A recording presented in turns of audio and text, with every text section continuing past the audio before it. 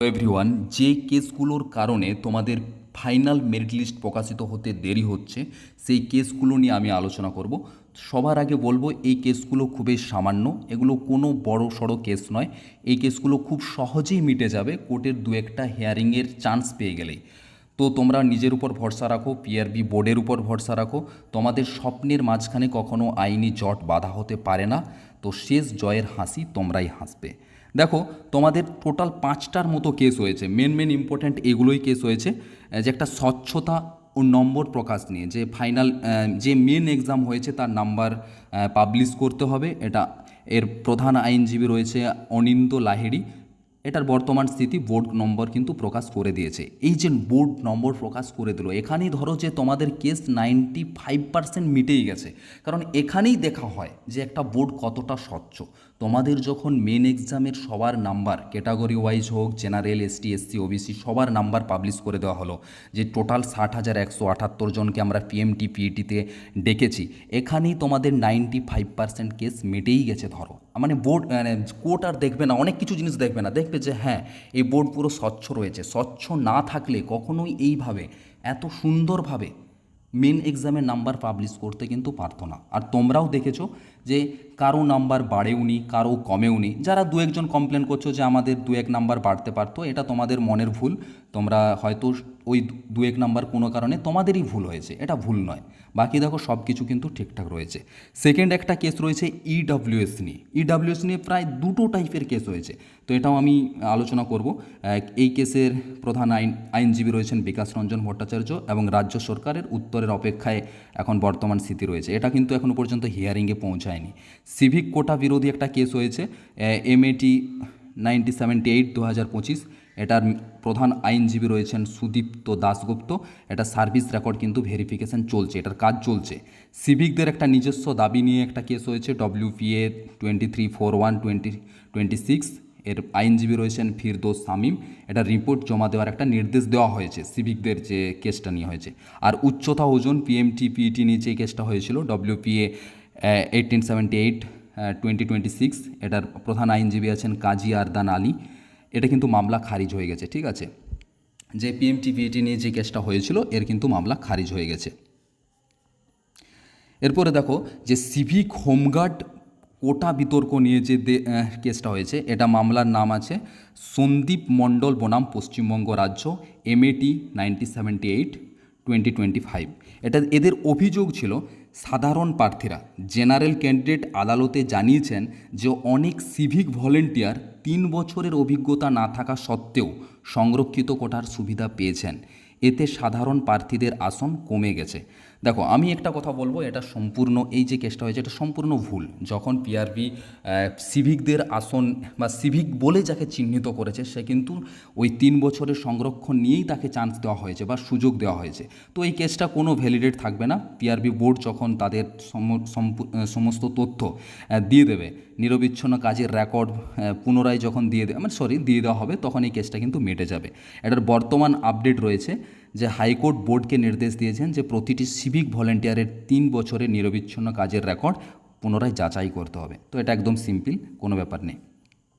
স্বচ্ছতা নিয়ে যে একটা কেস হয়েছিল, এটাই তোমাদের প্রথমে বলেছিলাম একটা বড় জয়। এখানেই ধরো তোমাদের কেস বা তোমাদের যে মেরিট লিস্ট প্রকাশিত হওয়ার কিন্তু 95% চান্স বেড়ে গেল। মানে এরপরে যে কোনো সময় বোর্ড বলে দিতে পারে যে হ্যাঁ ঠিক আছে, কোর্ট বলে দিতে পারে যে হ্যাঁ ফাইনাল মেরিট লিস্ট করে জয়েনিং করাও, কেস চলতে থাকুক, একটা শর্ত সাপেক্ষ জয়েনিং হবে। যে যদি পরে পরে দেখা যাবে কি হবে, কিন্তু জয়েনিং করার চান্স, মেরিট লিস্ট প্রকাশিত করার কথা বলতে পারে পিআরবি বোর্ডকে। স্বচ্ছতা নিয়ে যে কেসটা হয়েছিল, এই কেসটাতে মামলার নাম ছিল চন্দন ধারা বনাম পশ্চিমবঙ্গ রাজ্য, WPA 8426/2026। এটার নির্দেশ ছিল বিচারপতি সৌগত ভট্টাচার্যের নির্দেশ অনুযায়ী ইন্টারভিউ বা পরবর্তী ধাপের আগে প্রার্থীদের মেইন পরীক্ষার নম্বর এবং ক্যাটাগরি প্রকাশ করতে হবে। এটা কিন্তু অলরেডি পিআরবি বোর্ড করে দিয়েছে। বোর্ড অলরেডি এই তালিকা প্রকাশ করেছে। এর ফলে জেনারেল ক্যান্ডিডেটরা জানতে পারছেন ঠিক কত কাট অফ গেছে এবং কোনো অযোগ্য ব্যক্তি তালিকায় ঢুকেছে কিনা। এটি নিয়োগের স্বচ্ছতা বাড়িয়েছে মানে 95 ধরে নাও তোমরা। এখানেই কেসটা অনেক ঢিলা হয়ে গেছে। সমস্ত কিছু কেস কিন্তু এখানেই কিন্তু ম্যাটার করছিল। কোনো কি অযোগ্য ব্যক্তি এখানে ঢুকেছে? 100% না। যদি ঢুকতো না, তাহলে তোমরা নাম্বারগুলো তাদের অন্যরকমভাবে দেখতে পাতে, যে এই ব্যক্তিগুলো এরকম কেমন নাম্বার পেয়েছে, এরা নিশ্চয়ই অযোগ্য, কিন্তু সেরকম কিচ্ছু হয়নি। দেখো, কেস নম্বর হচ্ছে WPA 5217 অফ 2026, তৈমুর আলী বনাম পশ্চিমবঙ্গ রাজ্য ও অন্যান্য। মূল বিষয় ছিল ইডব্লিউএস সার্টিফিকেটের আর্থিক বছর নিয়ে একটা কেস হয়েছিল। এই কেসটা যে কেন হয়েছে আমি বুঝতে পারলাম না। এই 2023-24 বনাম 2024-25, যে এরা হয়তো দাবি করেছে, হয়তো না, এটাই দাবি করেছে যে শুধুমাত্র 2023-24 সালের সার্টিফিকেটকেই বৈধ হওয়া উচিত। কিন্তু বিষয়টা হচ্ছে কেন? কারণ এটা তো কোনোভাবেই ঠিক না। যখন পিআরবি বোর্ড নোটিফিকেশান দিয়েছিল, ওখানে কিন্তু লেখা ছিল 2023-24 অনওয়ার্ডস, মানে 2023-24 পরও যাদের সার্টিফিকেট রয়েছে তারা কিন্তু যোগ্য। কিন্তু এরা দাবি করছে যে ফর্ম ফিল আপের সময় 2023-24 ছিল, তাহলে তখন যাদের সার্টিফিকেট নেই, তাহলে 2024-25টা ভ্যালিড কেন হবে? কিন্তু এখানে আমি বলবো, কোর্ট এরকমই রায় দেবে যে সেটা তো পরের কথা। এখন পিআরবি বোর্ড যেটা লিখে নোটিফিকেশান জারি করেছিল সেটাই বৈধ। সেটাও যদি না হয়, তাহলেও দেখো, যার কাছে ইডব্লিউএস সার্টিফিকেট আছে তাকে তো আমি সুযোগ দিতে বাধ্য। তার ফর্মের ফিল আপের আগে যদি না থাকে, তাহলে সে যোগ্য পরের কথা। কিন্তু সে যখন ইন্টারভিউ দিচ্ছে, তখন তো সে দেখাতে পারছে যে আমার কাছে সার্টিফিকেট আছে, তার মানে তো সে অবশ্যই ইডব্লিউএস, তাহলে তাকে কেন সুযোগ দেওয়া হবে না? তো আমার যুক্তি এটাই, বা আমার মতামতও এটাই। হতে পারে তোমাদের মতামত অন্য হতে পারে। তো দেখো, এটাও খুব বড় কেস নয়, একদম সিম্পল কেস, এটাও ইজিলি মিটে যাবে। একটা কিছু কোনো না কোনো এখানে বক্তব্য, যেদিনেই এই কেসটা উঠবে হিয়ারিংয়ে, সেদিনেই এটার কোনো একটা জজ রায় দিয়ে দেবেন। এরপরে দেখো, উচ্চতা ও শারীরিক মাপ নিয়ে যে কেসটা হয়েছিল, এটা তো মিটে গেছে। পিএমটি সংক্রান্ত যে কেসটা, এটা মূল বিষয় ছিল যে ডিজিটাল মেশিনে উচ্চতা মাপায় ভুল হয়েছে। এই অভিযোগ, এটাই ছিল অভিযোগদের, মানে যারা অভিযোগ করেছিল এটাই ছিল। আইনজীবী প্রার্থীদের পক্ষে অ্যাডভোকেট ছিলেন কাজী আরদান আলী। বর্তমান অবস্থা, বিচারপতি অমৃতা সিনহা 18 ফেব্রুয়ারি 2026 এই মামলাটি খারিজ করে দিয়েছেন। আদালত জানিয়েছে যে বোর্ডের ডিজিটাল সিস্টেম সঠিক, যারা মাঠে থাকাকালীন আপিল করেনি তাদের দাবি গ্রাহ্য হবে না। মানে উনি বলতে চাইছিলেন যে যখন তোমাদের মনে হয়েছিল যে এখানে কোনো ভুল হচ্ছে, তো তখনই তোমরা কেন লিখিত কোনো অভিযোগ দাওনি? তখনই দেওয়ার দরকার ছিল, তো এতদিন পরে কেন? তো যাই হোক, এই কেসটা খারিজ হয়ে গেছে।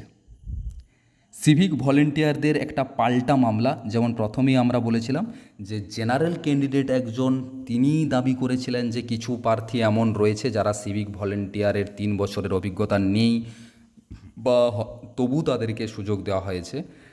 এ নিয়ে একটা কেস হয়েছিল। উল্টে সিভিক ভলেন্টিয়াররা একটা কেস করেছে যে আমরা 3 বছরের মানে 3 বছর কাজ করার পরেও, নিরবিচ্ছিন্ন কাজ করার পরেও কিন্তু আমরা সিভিকের কোটায় আসতে পারিনি, আমরা জেনারেল কোটায় এসেছি। এটা তো কোনোভাবেই সম্ভব বলে মনে হচ্ছে না।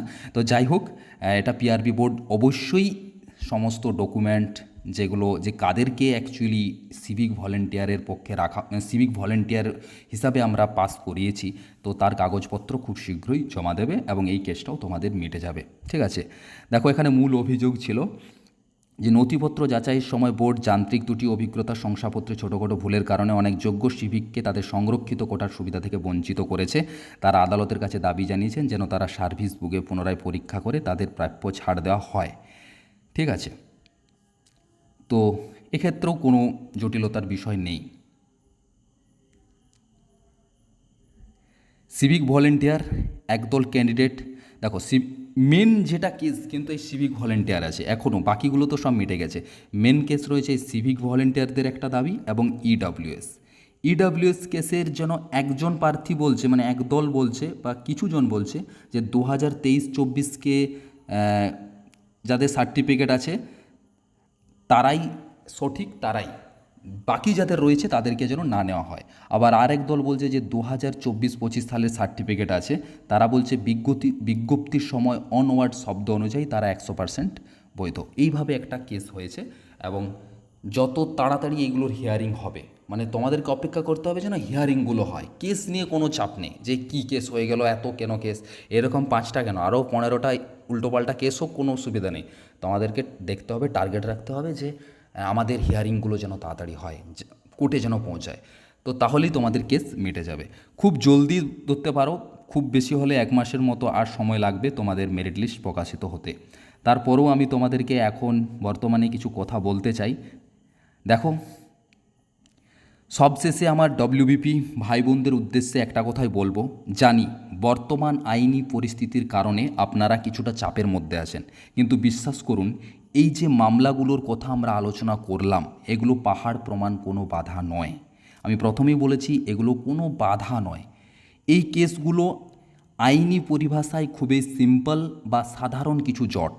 আদালতের হিয়ারিং বা শুনানি যখনই সঠিক ট্র্যাকে পৌঁছাবে, দেখবেন এক নিমেষেই সব জট কেটে যাবে।